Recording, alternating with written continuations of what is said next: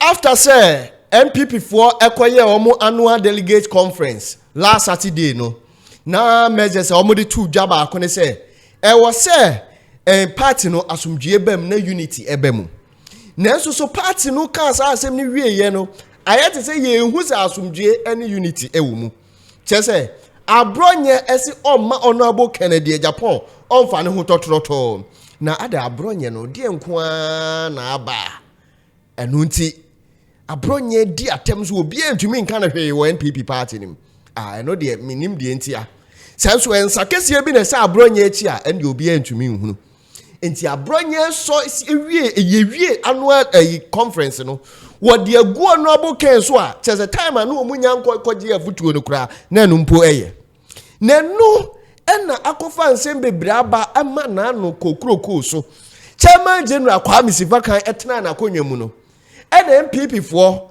ene NDC for omunyina communicators e ba so say the NDC are returning back to kokroko eya asempa na ye papa Gideon Boako wo ye MP wo NPP amanyukuo ni mu na wono akro ya asa ye spokesperson Edem Baumia ene call representing NPP for no ena Dela Edem Dela Edem wonka wono na ka kire wo pejiriko for say the body into waka hwichebu man na no ya rough wono so ene call representing NPP for NDC for na ade no koso na eno de say anya de kure bebo mu enti Gideon Boako eka MPP for asem no ene ya ade say wokoka ye na wo hwe bebi a woka kɔ na woka kɔ no a woka kɔ Baumia side che o prezi Baumia ne sa na eba ne sa no se battle no so abeye between honorable Kennedy Japan and Baumia se Baumia communicator abetena no o prezi Baumia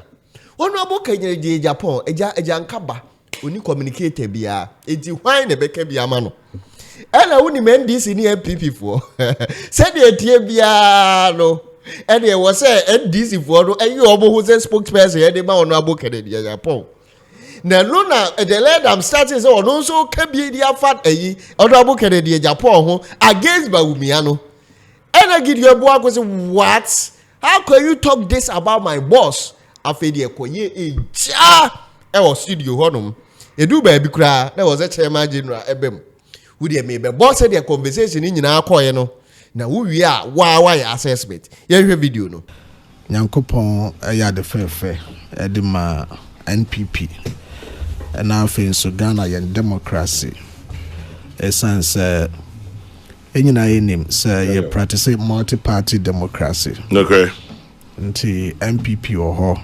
NDC wo ho CPP wo ho enyina ye ka ho bi na ye boa ema omane chechire ene mpuntu koso emfa ho se bia party A na wa bam na party B na wa bam at any point in time SSC enya abanya party a wa bam any party nso e wo opposition na omonso make sure say this is aban ye de ma omanfo mo beye na ye boa ma ye democracy ne tumpon enti MPP for nso ye hyehyɛ ye mu no na I was say ye call the friend annual delegates conference na emrebia ye kwa abato na ye wia afia ewo ho afia edi abato afi no eso no ye kuhia se annual delegates conference se ya na ye to adwene ebu nkompo hwe ya chi na ye hwe se ye mra kuni na ye de bu ye party no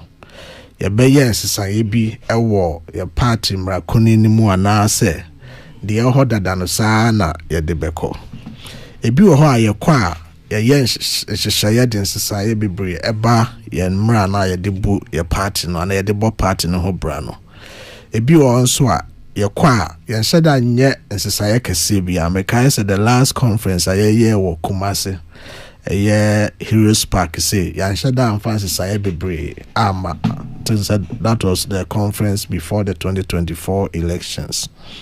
Na no dia ye call ye nyankopon eka ye ho edi ye nyina ho afofie ama delegates are free across the country by obia ba sundue mama obia nso asakwa kudra sundue mo so far reports am nsaka chese bibia kokama yɛda Ghanafoɔ nyinaa nso ase ɛnam ɔmo akoma ɛne ɔmo sunsum ɔmo de taa yɛkyi mo nsɛntwerɛfoɔ nso mo bɔ ho dawuro kamakama de maayɛ yɛyɛ maa ne yɛ fɛ obiara ɔhwɛ adeɛ no wɔ sɛbe TV so anaa ɔhwɛ mfoni anaa na ɔhɔ biara hu sɛ MPP foɔ yɛ conference ya yɛ call na no memeda ɛyɛ maa ne yɛ fɛ koraa bɔ so the organization from A to Z bibia kɔ kama ɔmo bɛ kasa yɛn nso tinso bia kasa ɛde abotɔyɛ mo ba me hwɛ ni gia na ɛwɔ delegates na nim ne asa na ahusia na ɛkɔso na tim sɛ nipa ɛbae no agye atum sɛ MPP4 sɛbi yɛde akoma baako na ɛkɔ saa conference yɛde akoma baako nso na free nti mɛfa akwanya yi so abɔ party mpanimfoɔ aba so na mo yɛ sure say akoma baako na mo de kɔ bae chama akoma baako because mo kɔ bae atiti chama sɛ yɛyɛ nipa yi deɛ ɛyɛ dene a adwene no sɛbe yɛka democracy a yɛse dodoɔ baabi a ɔmadwene bɛkɔ ɛna yɛde yɛ adwuma nti yɛwie ni saa mete ha nyɛ biribiaa yɛtoo so aba ɛkɔ benkum anaasɛ nifa saa na mɛhwehwɛ no nanso yɛn nyinaa yɛaka abom na yɛ decide sɛ sei na yɛkɔ dodoɔ na ka ne sei no saa ne yɛde bɛyɛ adwuma nti ɛdu sɛ yɛkɔ mu a wobɛhu sɛnea ne ɛsiti nti kyama na mɛka no mɛbɔ party mpanimfoɔ aba so hwɛ woyɛ pani na dwumadie hyɛ wo nsa wodi na akyia kakraa bi wobɛnya nipa mpempempempem na ɔma kasa atia na ɛkɔ yi a wontaa nya nipa mmɔmmɔ aba so yɛkɔ conference na kasa bebree ɛwɔ akyire nti national executives ne mpanimfoɔ ɛda no edu baabi kora no ma yɛ confused ebi wɔ ha pɛ sɛ ɔyɛ adeɛ no deɛ bɛboa woyɛ no wesi wo ɛmmoa me na ɔdwen kɔse wesi se we deɛ woyɛ no woyɛ ama obi foforɔ na ɛde nsɛm bebree na ɛba but mɛka sɛ national executives of the party this conference wota ɔkɔdua no wɔyɛ in America ɔmo yɛ adeɛ nti mɛbɔ me ankasa me nua Justin Kodua Frimpong ɔyɛ general secretary of the party ane chama ya ohwe chirima yira Stephen Tim chama Bute ane national organizer na nabi ne mpanimfo eka ho nyina se omutimi boa ema within that short period of time etiminya delegates edoso se eba University of Ghana Sports Stadium na yeah such a successful conference o machire se sebio adwuma no omo enim sania SSC ye no ntimeda omo nyina ase na mpanimfo nso a ebetae akire yewura Dr. Kwame Adokofo matese nra na wodi na woda there be last Monday party anonya 85 yeah party mpanimfo shika IC ne omo mkeka ka ho beka ho ma etimi course na esikoye no Minority Leader Honorable Afenyo Markin, former Vice President Dr. Mahamudu Baumia, and in Nipa Kahunina across constituency executives, regional executives, or mobile, you teacher Maomo. It's say, Yakoto 2024 by we na as a dribble Binaba Boaka cra eba, but a no.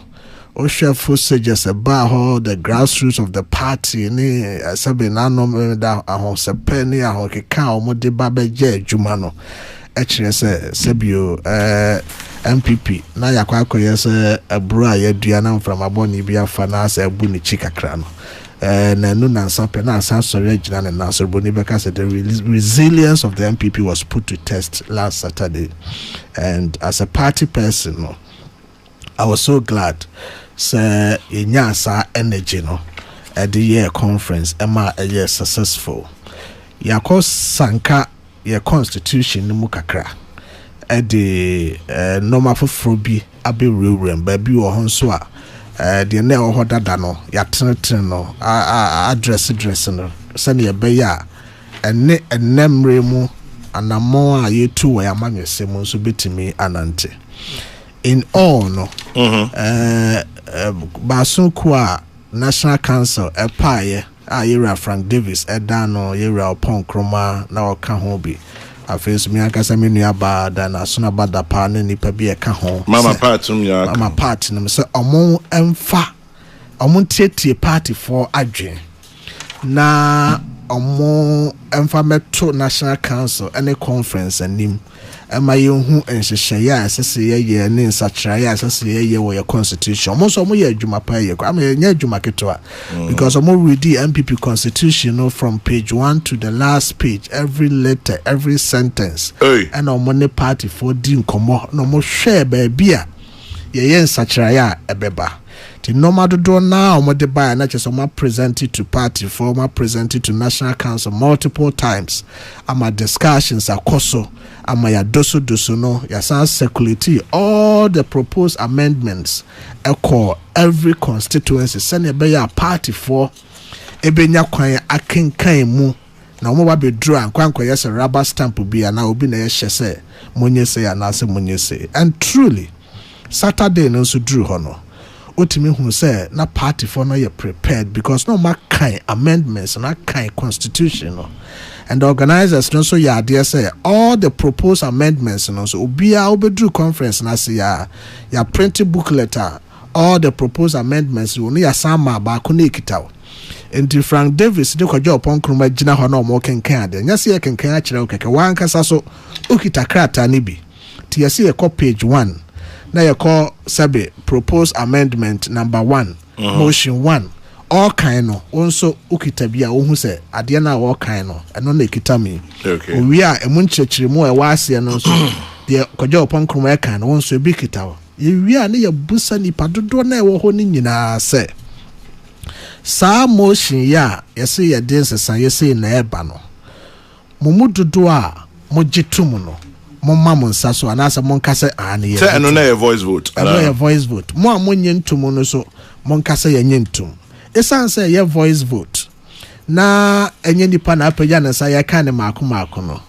eduba bi a enne no gigiye no ane ene da bi no na ayekwa yese eya ase nti wo hwe ya eduba be Frank Davis was no sanya sound ne bae no entimi hye da hu se ane fo na edi nkunim anase da bi fo nti yensan ento ne bio nti ye yema ne ye fe ho na wo hu true definition of democracy se kabi mamen kabi ayenka obia kasaboa enhye ne yem enna sabio omo yema emuda ho pepe so se bibia ni hwa esi ya na akwakoye so we de mpanifo na air force so say yenye ni say because one of the motions kra ema me hu say delegates na ba no ma ye prepare na no ma kai motions in the constitution ye me anka sana me fa ma dwen ko so a motion bia or started so reading na ye hu say no voice no ano den na me bisa say na motion be na say no ano den sa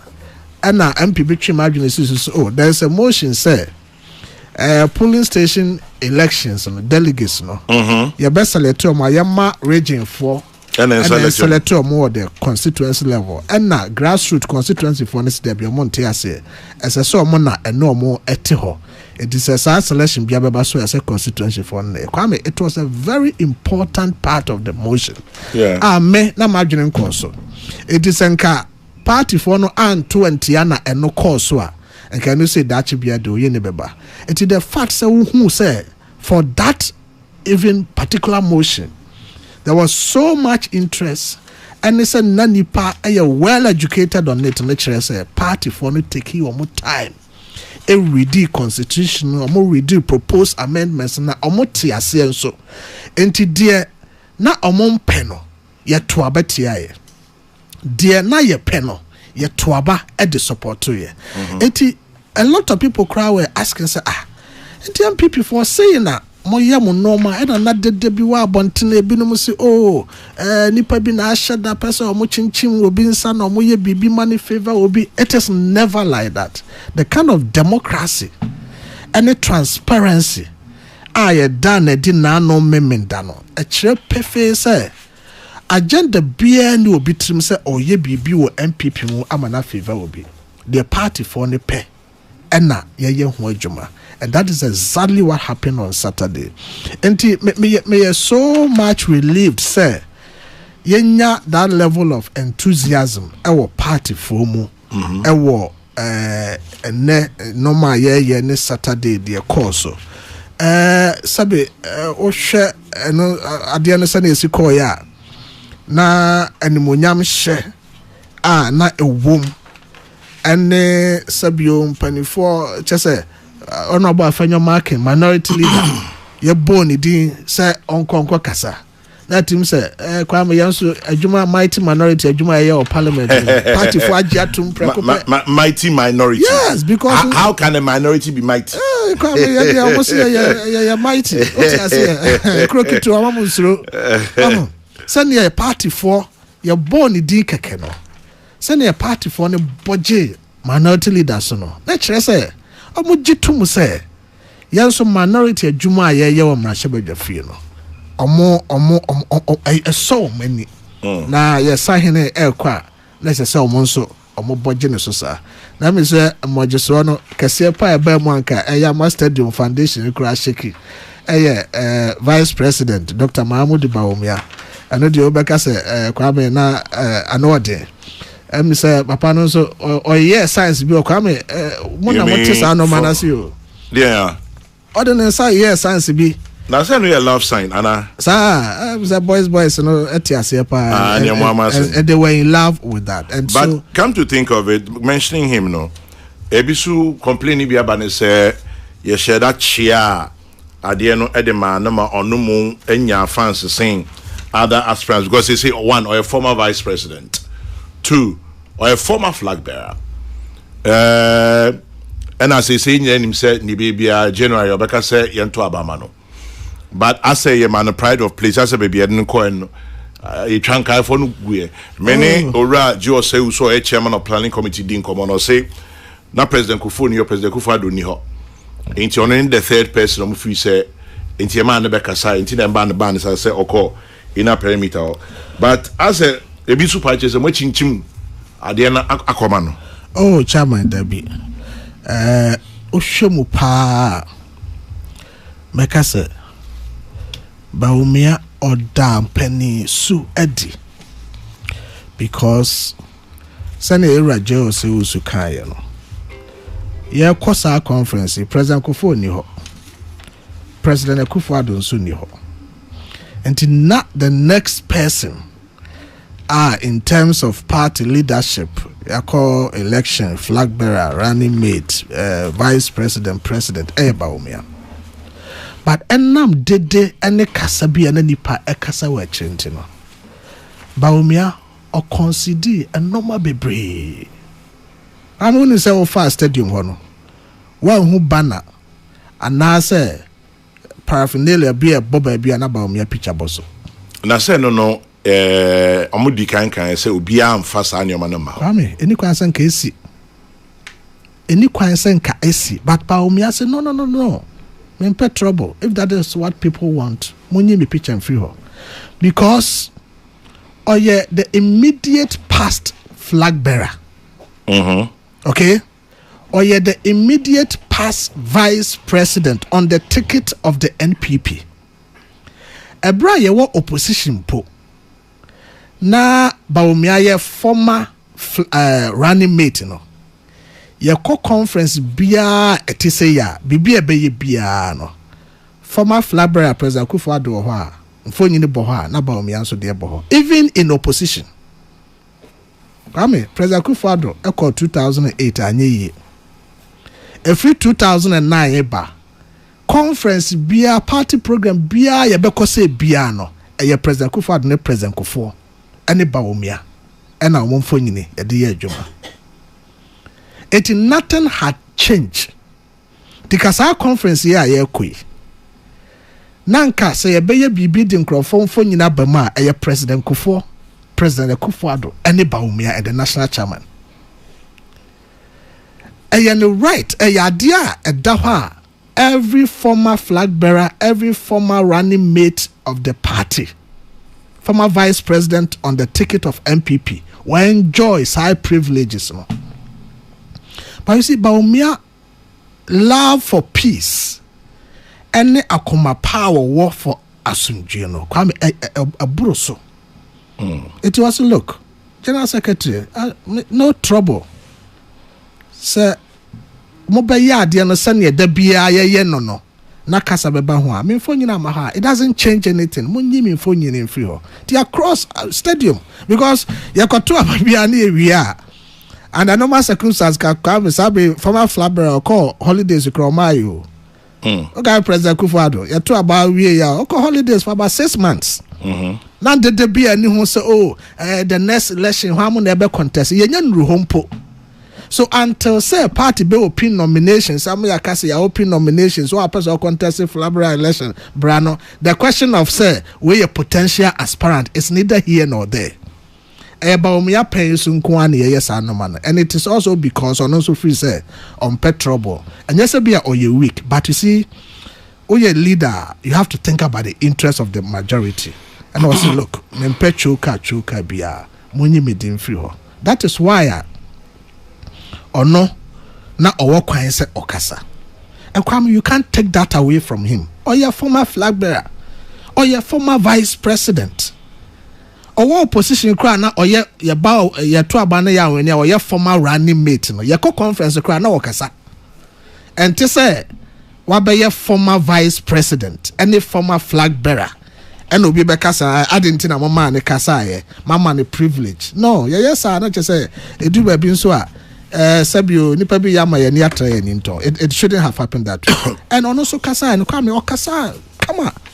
I'm a kasa abodi akeka bia ni man koye no. Or say let's end tribalism. Exactly. Now religious intolerance and internal attacks. Or the foot be my MPP4 which is so good. About me as look. I didn't na yan kwa de. Edu say e kwatoaba ayi nipa obedi yanim wo party mo. Na danin tokwa atemdidie kasatwie ne nkro ne ba. It is not necessary. Okay? And Osha me amete ya. Me kasama ba me na me kasama of 7 to 8 years. Come this whole bruhaha ba we a potential aspirant we is what man no kasada. Na wo fi say samen kasa ya enye panyi bi na etumi fo samen kama no ntom. Asa panyi no ye hwan. Oya ba wo me I work for him.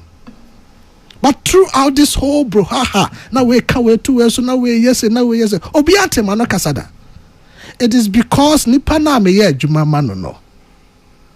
Nyasa me ye adwuma he also advises me. So look Gideon, keep quiet. Sometimes obi timi ka some tono so esenka wotimi ya no wonim de asasa woka. But the man will tell you say look, for the sake of the peace of the party, let not your voice be heard on this matter. Okay? Enti op MPP asundwe. And op MPP in Kankro. Enti on person be ba ya ade bia. Ade no cry any right. But I say look, for the sake of the peace of the party, until now car assembly na no me dan I say look. Ya to abawie ya oba abontene bagye tum say eye no kre wadi dwo no. Ene bra or the babagye tum sa early concession. Or yes sir, for the interest of the country. Na ono ohuni say ade bia ebeboa oman Ghana no say MPP nso yehuni say ebeboa ye. Nti na onhwe the interest of ono Bawumia and MPP first. Name na wo hwe Ghana asundwe ene ye interest ntia. That is a level-headed person. Okay. Nipa ofri say as I say tima asundwe eye adwuma. Kwame in every setup. So wanya nipa baako bi ama wan fasa abojo trend Jimmy no ho ama dodo na you won't get peace.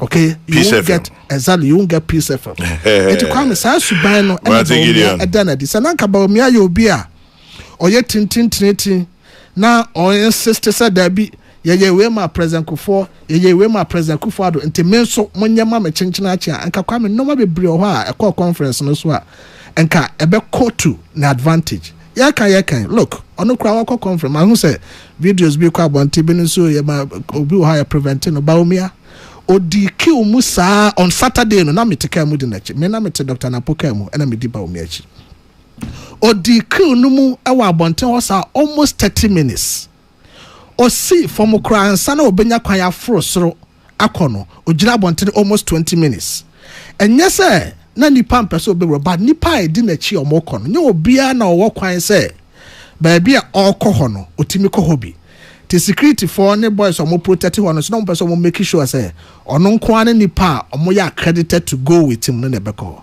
but yani ediba o me no ya make any fetish out of it say na baumia ejina bonte na obi prevented no it is sometimes party for ayo mo twisting no masa na mo hu sa so ma se de okono engrafon person obeko na ojina bonte baumia was outside for almost 15 minutes cumulatively.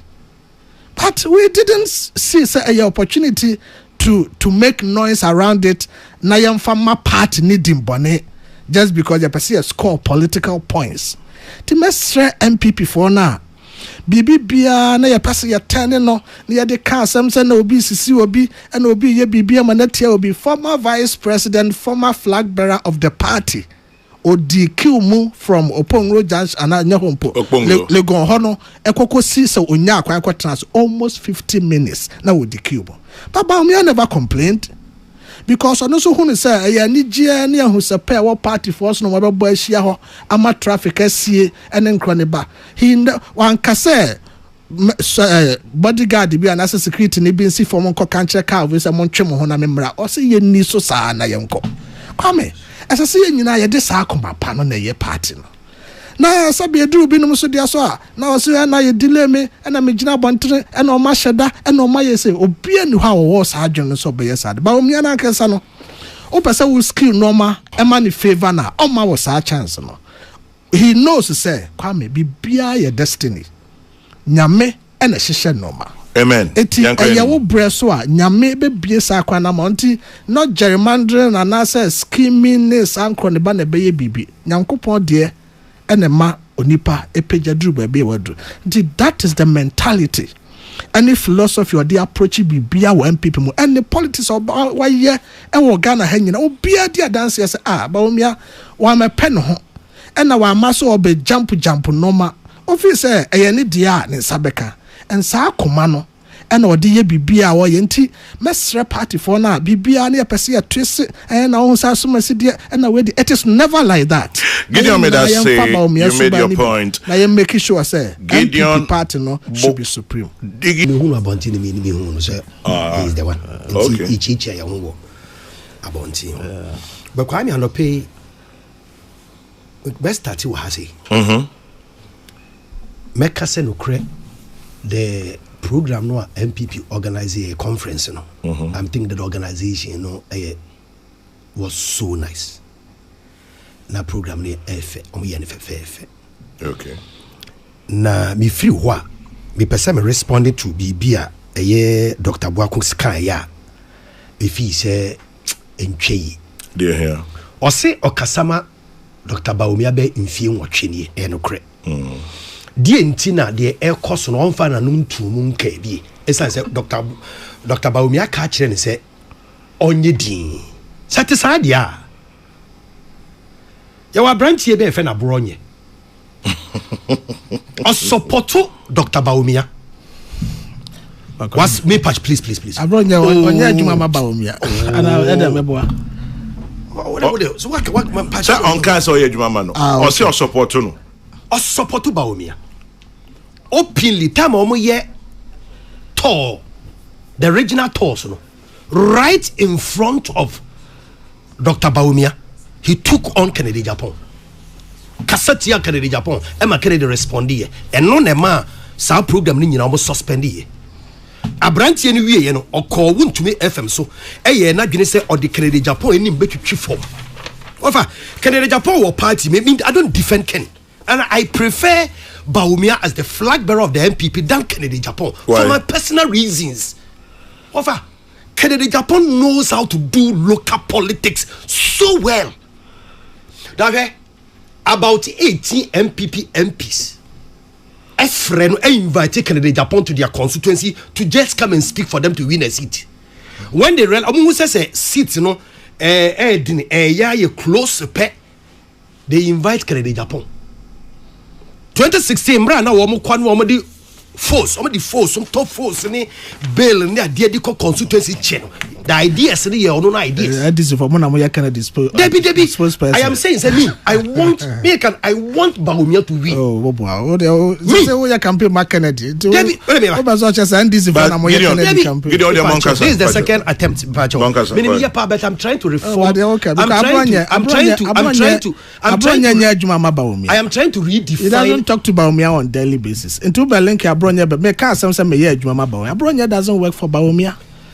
What you say? Eti Ubekasa Abronia Hokabi Baumia na Manaka. Where is it coming from? Why should I am trying to I am trying to say my dean. No, but my debate. Well, is that how it's going to be? Abronia onye Juma Mabaumia. Yati. Gideon, what did I mention? Eti men fa Abronia Messi ha mekasa Abronia akabi binti Baumia na Manaka. Where from this? The American nyina say Dr. Boako say Baumia ka chere say onye din. Na adenti na Baumia yesa na Baumia pe internal party unity and peace. Anope me de fa Gideon Boako so. Say o pasum de o party no mu dia. Abrantia ye fe na Abronye.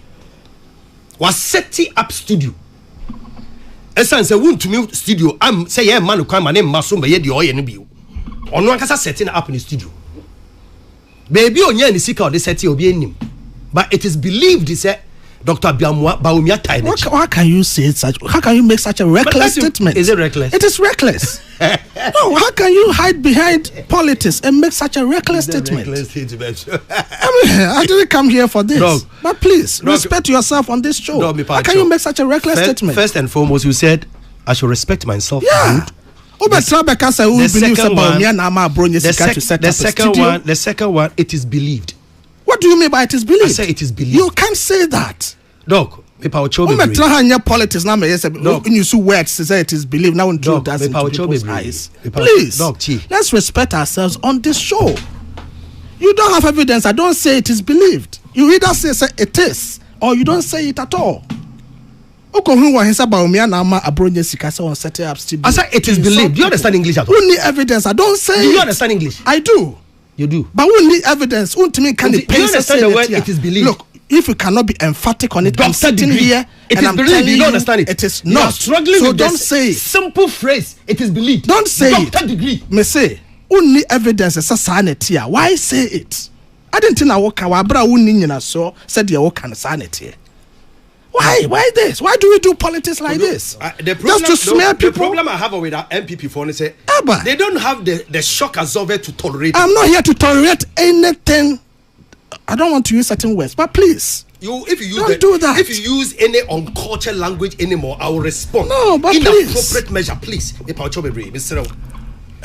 use an uncultured language, gentlemen, I will deal with you in a manner you will never like. Gentlemen, Mama Minka Simbi say Timi ma abutre ene obuo ema yemi enu ntemu a na che se me na mama mo platform ena mo de yesa Dr. Boako Dela Edem adesede na me de tumanim we don't go down that tangent madam Asi verbal exchange between the two of them. You were here. Everybody is listening. Intimacy. He spoke for 16 minutes and I was quiet. I did not interject once. Some may have to listen to Minkasa. Anamakasa. Good your book is better than singing the praises of Baumia. Minkasa. Is that what he was expecting me to do? What kind of DCBA is this? I should be there. What kind of language is this doing? Please, I'm trying to refine myself, please. Onjai. Etekai. The American say, Mesre Gideon Boako. Say Mesre no bebre. On country the boss Baumia. Say so pe internal party peace there, another party unity there. The abronya ye would put TV new program swa. Or the Japan na yes sorry ogu nenimu ase na suppose ogu nenimu ase onjai because the beneficiary Dr. Baumia enye kra enye at least I may say men can be because can make say be so no problem offer MPP for a conference here one more year makadi can say organization is fine. nanso nsɛm bi a biribi a mehunu yi a ɛnyɛ me fɛ kakra ne nipa mienu miɛnsa bi kasa yi a nsɛm bi a ɔmo kan mepɛ sɛ me respond to some of them ɛdi kan yɛ MPP lose election 7 months penny away into even 6 months 7 months more penny a minority leader ebetena platform ebegina platform so say Ghanaians have regretted voting for the NDC. So Ghanaians have regretted. As Boako says, President Kufuor is looking for a platform to come and apologize to Ghanaians for the mismanagement of the economy. Sorry. Dr. Asamoah Boako, Honorable Asamoah Boako gina platform so gina radio so aka. Say ayen Nana Akufo-Addo no ankasa omo ne di nkomo mo no ankasa ka kire omo say wo mo create platform ma no na ono magina so mpa Ghana for chew esan say amambu a obu ye ne ye true ka. When who say Asamoah Boako so actually say report no nyanokre when no. But I heard his voice. I've heard his voice. I heard his voice, exactly what I'm saying. He heard his voice where he said it, that they are looking for a platform President Nana Akufo-Addo to come and apologize. He said he spoke City FM also in the over the weekend, a day before the Congress. In Sime Mbomitrim, Etosumi Aye Nana Kumia so ababontina ba say Nkugua MPPD yeno has still disorientated them. I said the MPP has not recovered from the defeat. Asamani nyina ne say. Aya no kura say ubeko to aba ya wotia konya so.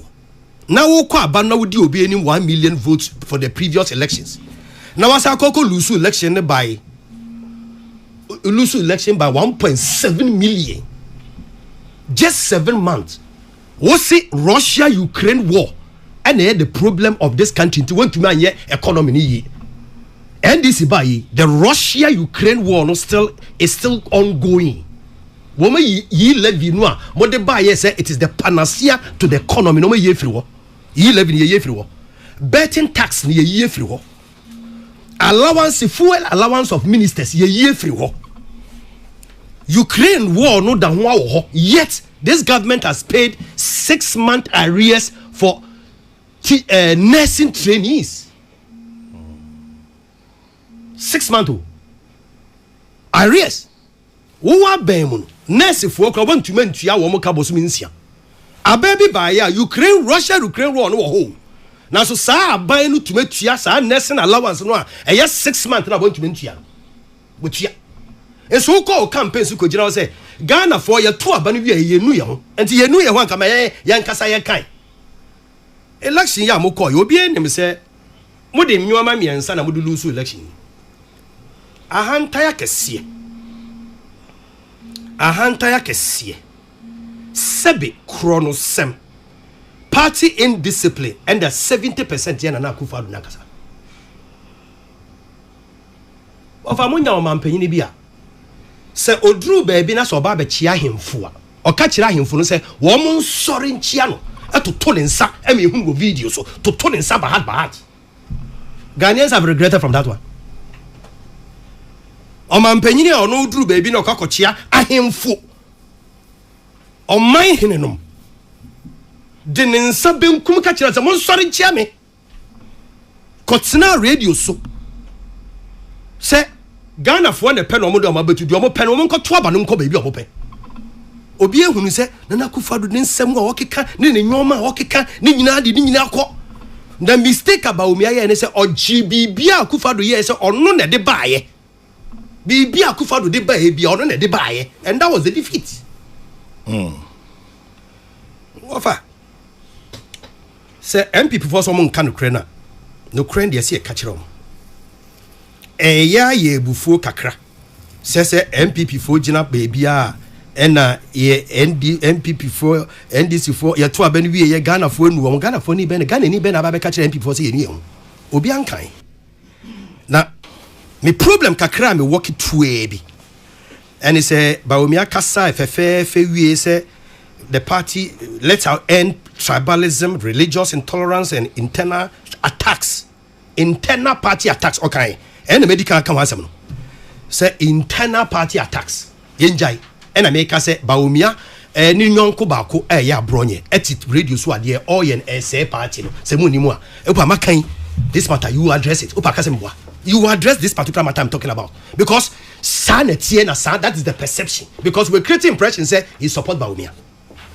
Now Dr. Bawumia ka asem bi a menene nya adwene na me feel say so pekwan no pagana for chew and that's what twisai making a mistake and apologizing, there is nothing wrong with that. Yeah, mistakes they be our politics. Yeah, patch out. Yeah, bonnet. Yeah, Dr. Bawumia say MPP back in the year 2028 and I said 2032. They will investigate Ablekuma North election violence. Kwame. Dela.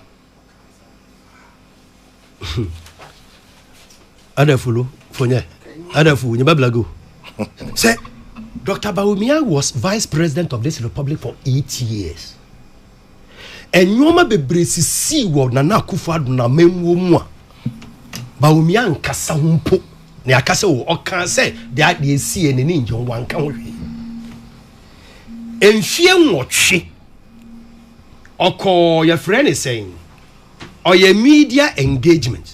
Ena abayu your friend Bellamundi ebisa the question say Dr. Bawumia we are vice president for the past 8 years ye kuni power Techiman not to say Techiman South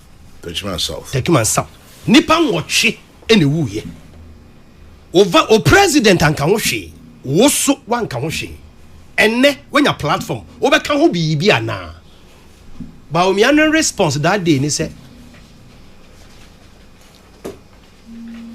on Kaish president nanka on Kaish president nanka ho hwe on Kai na say yekoto aba mama sa nyoma no ensi ne response no opa ko check video no Kwame mi bisa say we vice president ne ato aba na nipa nwotwe ewu want me anko wo mo wuye no abusuafo fie anko sete aya commensurate ojo ye kan say anko Kwame ne twi ye kan say you comfort with them and to commiserate with them.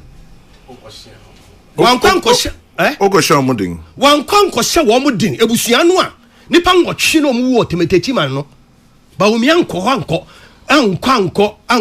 anko hu wo mobo ebusafo no mobo. Nanso se BBC wa Ablekuma North as unfortunate as it is. Otumi ko how wakum sin fie.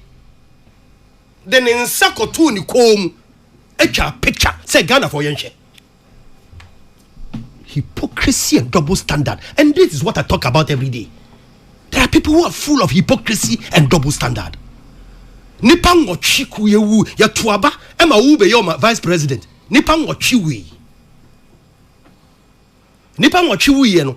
Wan jina baby anka say ebusuafo ne yemamu yakọ. Wan ko ebusuafie anko kan chrom say yemamu yakọ. Wan ko baby a na how akum say obi tuti say ma papa bi tuti say the flying mine etu ya kopem no de ne bo ho enye owie ya pe vice president of the republic NDC vice president Professor Jenana condemn minister for defense condemn minister for interior condemn Fifi Kwete condemn. That is how different the NDC is from the MPP.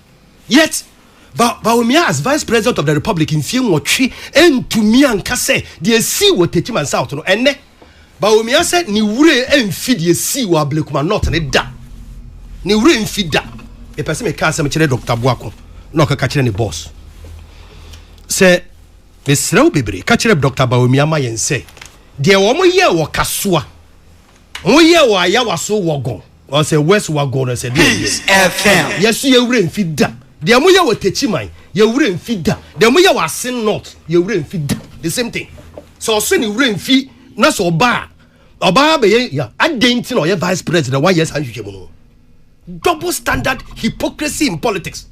And these are the things that make me feel say enyese nipa we tolerate it no matter where if it's coming from the NDC. Me NDC lose election by 1 year 6 months me call radio so da ye lose aba 2016 man call radio over 1 year because who ko kadien Ghana for buafu ya to abetiaw tina baby na ma Ghana for the benefit of the doubt. Let the government commit mistakes before you come. The MPP in 6 months is trying to pontificate holiness. They are holier than thou. Now how a kumsi, now vice president according channel the insa to come ye trap picture adentia obi apem na boho. Now one more ye bobu to omu anyway. Nyachum bekumu. Nyachum. Ebekumu party no. Bidi besia. Eti video no na hunu no hodom no. Se nya sam ketu akora ejane firementa etoto wo studio ho no na ani soso pa.